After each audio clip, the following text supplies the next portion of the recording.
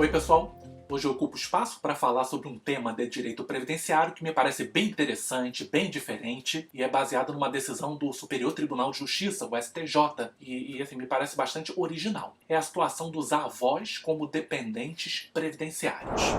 São dois conceitos muito importantes que você tem que ter: o do segurado e do dependente. Segurado é aquele que paga a previdência. O dependente é aquele que depende economicamente do segurado e que vai receber benefício previdenciário. Duas situações: quando o segurado venha a falecer ou venha a ser preso. Portanto, são esses os benefícios pagos aos dependentes: pensão por morte e ou auxílio reclusão.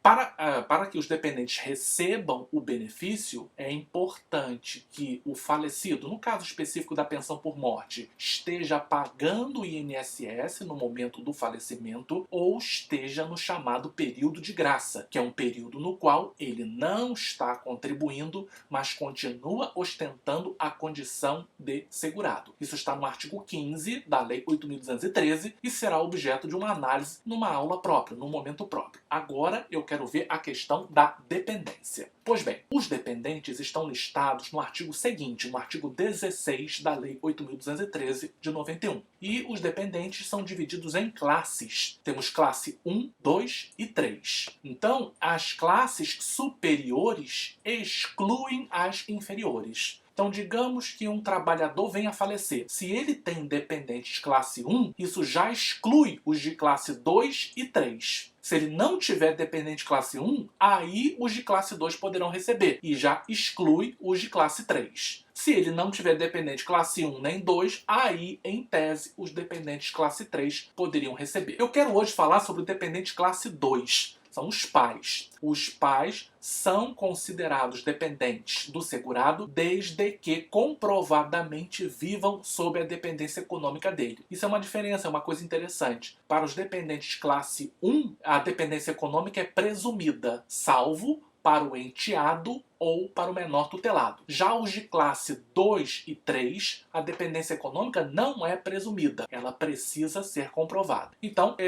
no caso, digamos, do falecimento de um segurado, em não havendo dependentes classe 1, os pais, classe 2, se dependerem economicamente do falecido, poderão requerer para si a pensão por morte. Bom, a verificação é feita pela administração pública e é muito simples. Basta a certidão de nascimento do finado para a verificação de quem são os seus pais. E aí vem a pergunta: os avós poderiam requerer? Pela lei, não. A lei é bem clara, são pais. Então, é linha reta, né? Vertical, ascendente em 1 grau, só os pais. Ela não fala avós, bisavós, nada disso, só os pais. E vou lembrar, em tese, mesmo que seja de uma relação homoafetiva, não pode haver discriminação nesse ponto, nesse tópico, em relação à pensão por morte. Bem, os avós, então, pela lei, eles não têm direito ao recebimento de pensão, somente os pais que comprovem a dependência econômica dos seus filhos. E isso é que é a situação interessante. O STJ flexibilizou essa situação num caso concreto. No RESP 15.74859, houve a verificação de que um segurado falecido tinha sido criado pelos avós desde os 2 anos de idade. E esses avós, no momento da morte, dependiam financeiramente do neto. O que foi considerado pelo STJ é que, diante da peculiaridade, da particularidade daquele caso, os avós, na verdade, fizeram as vezes de pais. E, como tal, se encaixavam como dependentes classe 2, conforme artigo 16, inciso 2 da Lei 8.213. Consequentemente, o tribunal determinou que o INSS pagasse a esses avós o benefício de pensão por morte, considerando também que a própria Constituição Federal permitiu outras formações familiares diferentes da que tradicionalmente se tinha antes da Carta Magna. Então, uma decisão interessante. Reparem vocês que esses avós não conseguiram no âmbito administrativo, mas foram à justiça e comprovaram que, de fato, eram